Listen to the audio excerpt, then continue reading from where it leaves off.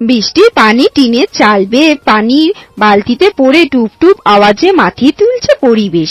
চিলেকোঠার ঘরে ছাউনি টিনের চালে। বৃষ্টির সময় টিনের আর পানির সংঘর্ষে যে ধাপ ধাপ আওয়াজ হয়, শুনতে বেশ লাগে টুকটুকি। মনে গেঁথে যায়, হৃদয়ে বসে যায়। বৃষ্টি হলেই ছুটে আসে এখানে। বৃষ্টি হলো মাত্র, ঝুম বৃষ্টি। ছাদের ঘরটার সামনে বালতি দুটো পায়ে ভরে এসেছে। পানি পড়ছে তো পড়ছে, টুপ টুপ টুপ। টুকটুকি দুই হাত কাঠের টেবিলে রেখে গালে ঠাস দিয়ে বসে বসে দেখছে। সামনে মুঠোফোন রাখা। নুহাসের কল দেওয়ার কথা ছিল। সেই 1 ঘন্টা হলো বসে আছে টুকটুকি। বেগুনি পাড়ে সাদা শাড়ি পরে সে আজ। নুহাস শাড়ি ভালোবাসে।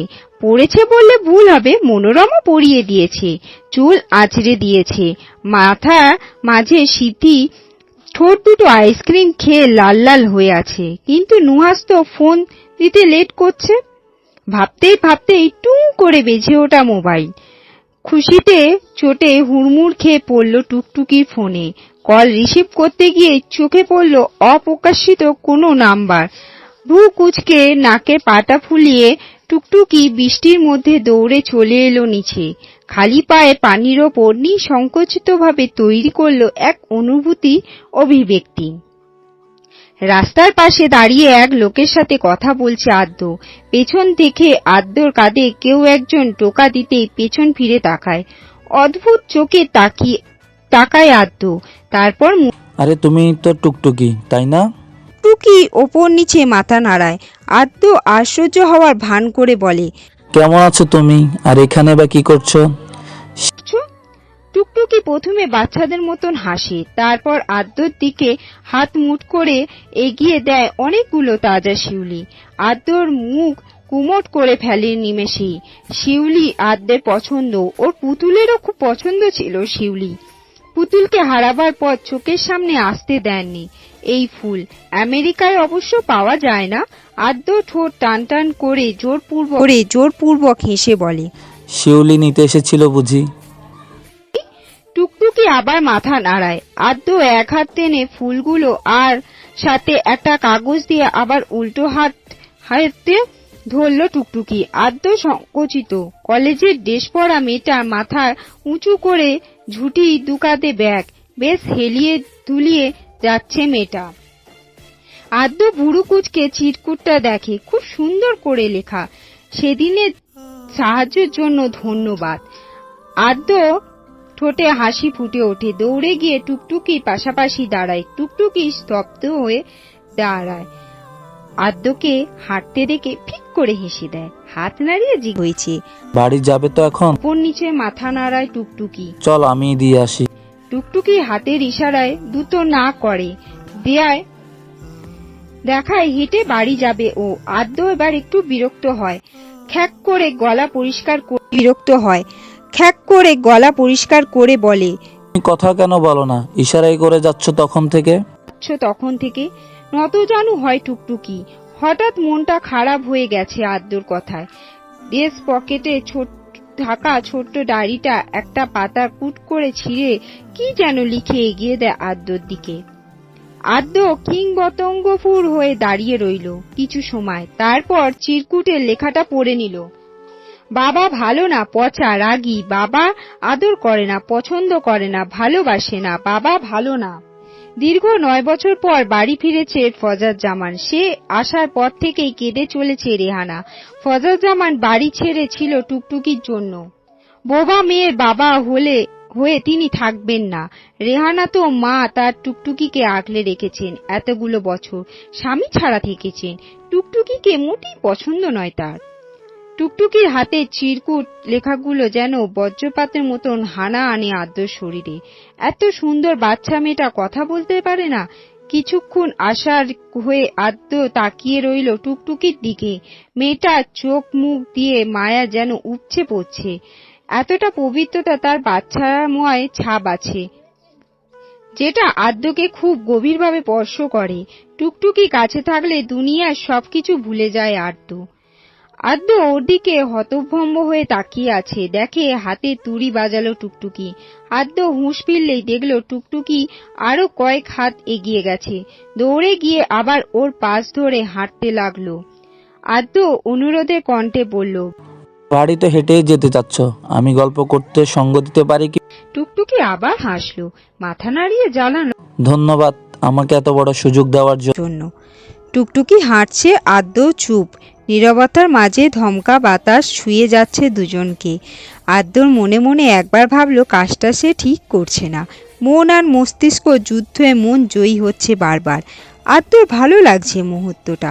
আদ্য থমথমে গলায় টুকটুকিকে বলল, শাড়ি পরতে ভালোবাসো? টুকটুকি মাথা নাড়িয়ে হাত তুলিয়ে অনেক কিছু বোঝাতে চাইল, কিন্তু আদ্য কিছুই বুঝছে না, কিছুতেই না। ওর খুব রাগ হয় মাঝে মাঝে, একমাত্র নুহাস ছাড়া ওর কথা কেউ বোঝে না। ব্যাগ থেকে খাতার কলম বের করে লিখে দিল, খুব করে বাসি, কিন্তু পড়ে থাকতেই পারি না, দাদু পড়ায় দেয়। আদ্য হাসলো, অর্থবোধক হাসি। টুকটুকি কিছুটা লজ্জা পেল, তারপর আবার আচ্ছা, আপনার বাসা কোথায়? তোমার বাড়ি থেকে 10 মিনিট, একই এলাকা। বাহ, নুহাস ভাইয়া আসলে পরিচয় করিয়ে দেব। আদ্য আবার না হেসে পারল না। মেয়েটা খুব বাচ্চামি করে। আদ্য খ্যাক করে গলা পরিষ্কার করে বলল, তোমার বাসায় কে কে আছে? মা, নিবিড় ভাইয়া, নুহাস ভাইয়া, দাদু, চাচা চাচিমণি, মিশমি, মাইলাবু। বাবা নেই। টুকটুকির মুখটা একদম চুপসে এলো। বাসার সামনে অব্দি পৌঁছে গেছে দুজনেই। আদ্য কিছু ভেবে বলল, আসলে আমি বুঝতে পারিনি, সরি। টুকটুকি কাগজে কিছু লিখে আদ্যর দিকে তাকিয়ে রইল কিছুক্ষণ, তারপর কাগজটা হাতে দিয়ে দৌড়ে চলে গেল। আদ্য কিংকর্তব্য বিমুখ হয়ে দাঁড়িয়ে রইল কিছু সময়, তারপর চিরকুটটা খুলতে লেখা পড়ে নিল, বাবা ভালো না, পচা, রাগী, বাবা আদর করে না, পছন্দ করে না, ভালোবাসে না, বাবা ভালো না। টুকটুকি বাড়ি ফেরার পরেই মুখোমুখি হলো ফাজার জামানে। টুকটুকিকে দেখে এত বড় বড় চোখ করে তাকিয়েছিলেন, যেন তার চোখগুলো রসগোল্লায় পরিণত হয়েছে। মন্ত্রতন্ত্র জান না থাকলে তো টুকটুকি তার চাহনিতেই জ্বলে পুড়ে যেত। ফাজার আহমেদ এইভাবে তাকানো টুকটুকি ভেতরে হাসি বিস্মিত হয়ে বাইরে ঠোঁট চেপে হাসি আটকে রাখল। ফাজার জামান টুকটুকি আপাতমস্তক দেখে নিলেন। মেয়েটাকে দেখলে যে কেন তার ঘাড়ে রগ খাড়া হয়ে যায়। তার উপর টুকটুকি এমন ভাবে দাঁড়িয়ে আছে যেন তাকে নিয়ে ঠাট্টা করছে। এত অপমান তিনি সহ্য করবে না, কিছুতেই না। ব্যাপক রাগ হচ্ছে তার, রকচাটা হয়ে তা আর রাগ দেখিয়ে বলল, এই মেয়ে, এখানে এমনি দাঁড়াই আছোস কেন?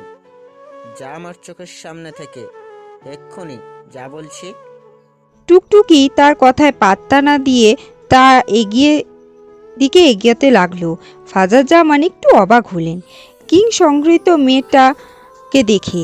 যেতে বললে চলে আসে, হতভম্ব হয়ে বললেন, আর এক পাও আসবি না, পিটুনি দিব। টুকটুকি তারপর ওর ফাজারের কাছে গিয়ে একটা কাগজ ধরিয়ে দিল ওনার হাতে।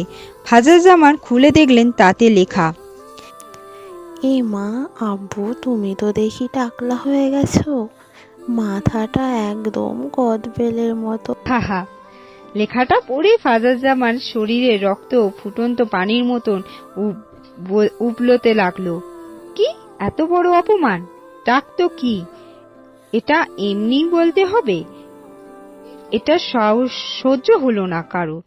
বিস্ফোরিত চোখে ফাজার জামান তাকালেন টুকটুকির দিকে, সাথে সাথেই 2 হাত কাছে নিয়ে চোখ টেরা করে জিহ্বা বের করে ভিঞ্চি কেটে টুকটুকি দৌড়ে পালালো মনোরমার ঘরের দিকে। ঘটনায় আকস্মিক ফাজার জামান বোকা বনে গেল। প্রচন্ড রাগ হওয়ার বদলে দাঁত কেলিয়ে হেসে ফেললেন। কয়েক মিনিট হাসার পর তার খেয়াল হলো তার সম্মান যা বাঁচার পচা ছিল সব ওই বোবা মেয়েটা পাংচার করে দিয়ে পালিয়ে গেছে। বাড়ির ড্রয়িং রুমে সবার সামনে তাকে টাক বলে ভিঞ্চি কেটে চলে গেল। হবে না, হবে না, এর প্রতিশোধ উনি নেবেন। সদ্য গোসল ছেড়ে ছাদে এলো আকিকা। ইদানিং নিজেকে একদমই সময় দেয়া হয় না, খেয়াল রাখার মানুষটাও নেই একটাও। আদ্য তো পাগলের মতন খুঁজে খেপে উঠেছে পুতুলকে খুঁজতে। পুলিশ, গোয়েন্দা, উচ্চপদস্থ নেতা সবাইকে হেনস্থা করে চলছে। তার সব সময় শুধু পুতুলের জন্য। এদিকে যে তার জন্য একটা মেয়ে সারাক্ষণ অধীর হয়ে বসে আছে, সেই খেয়াল আছে কি তার? পুতুল আকিকার নিজের বোন, পৃথিবীতে আদ্য আর সেই শুধু আছে। তবে ভয় হয়, প্রচন্ড ভয় হয়। মাঝে মাঝে মনে হয় আদ্য পুতুলকে ভালোবাসে, আবার নিজেকে বকে সে ধারণা পাল্টে নেয় আকিকা। যদি তেমনটাই হয় তবে ওর কি হবে? এতগুলো বছরের ভালোবাসার চেয়ে ভ্রান্ত ধারণা প্রেমের অপেক্ষায় কোনো অংশে বড় নয়, বড় হতে পারে না। আকিকার কাছে পুতুলের থেকে বড় সত্য আদ্যের প্রতি ওর ভালোবাসা। ছাদে এসে দাঁড়াতেই কুশেপ এসে দাঁড়ালো আকিকার পাশে। আকিকা এবার একটু বিরক্ত হলো, কটকটে গলায় বলল, এই ছাদ থেকে পালিয়ে যাব না, so don't follow me damn. হালকা হাসলো। আকিকার দিকে এক পলক তাকিয়ে আবার হাসিতে ফেটে পড়ল। আকিকা নাকের পাতা ফুলিয়ে আমি হাসির মতো কিছু বলিনি। I don't want you man. সব তোমার পেছনে সেই অনেক বছর আগে থেকেই ধরেছি, বোধহয় খেয়াল করনি তুমি। কেন, এতটাও খারাপ নই আমি, তোমার জন্য তো পারফেক্ট। কেন পড়ে আছো আমার পিছে? তুমি ইঞ্জিনিয়ার, দেখতেও ভালো, আমেরিকার অধিবাসী। ওখানে তোমার জন্য মেয়ের অভাব হবে না?